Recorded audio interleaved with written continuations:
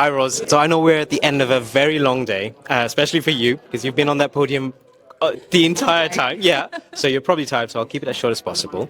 A couple of questions, right? So I know we've heard of several different products, some new, some that we've already been using. And I just wanted to know from practically, are there AI products or AI tools that you've used, and how have they helped you? Lots of AI tools, even without really figuring out or knowing everything about AI. I've always tried to find the AI angle for every tool that I use. So, for example, we do a lot of videos for our clients, right? And for myself, but that takes hours of time editing. So I just look for apps that can reduce the editing time. I remember a time when we used to have to do captions quite manually sometimes, whereas now we can add captions to our videos automatically with AI and make them animated.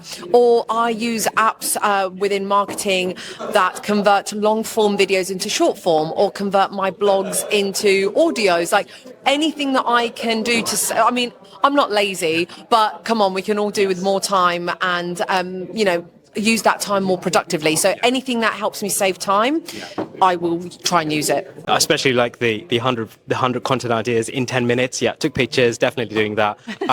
So with all of this, like I can imagine saving time is important to everyone.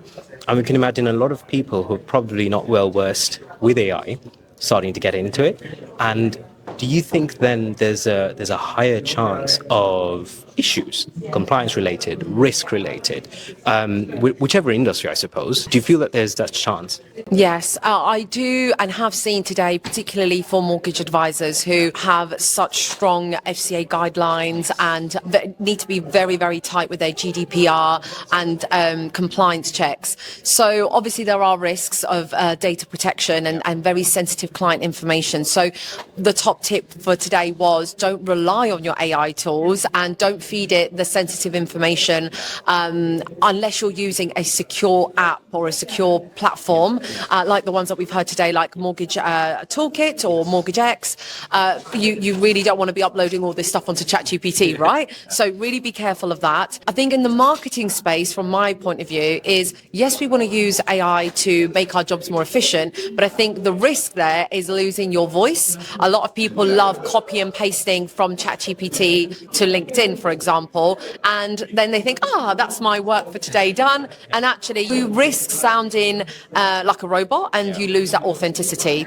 And that's what clients buy from. People buy from people at the end of the day, and that's always going to be the case. Yeah, understood. Fantastic. So, Ros, we're at the end of the day.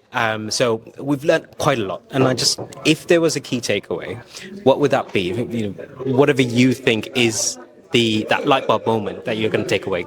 There's been two major light bulb moments from today. Number one, the Google Suite. I didn't realize how much AI was within that. Yeah. So that is my biggest homework, to go and research that, because all of my business lives on Google, right? Google Sheets, Google Docs, everything. Yeah. The second highlight was a reminder of GEO instead of SEO, and how when someone Googles you or Googles your brand or Googles something, you now rank and discovered through AI. So I remember someone did this with my podcast, which was like, can I find a female podcast for women in property and finance? And they found the Money Honey podcast on ChatGPT. Wow. So people are using ChatGPT as the new Google. Yes. And I think you now need to start taking that more seriously in terms of being able to have that digital footprint on Google.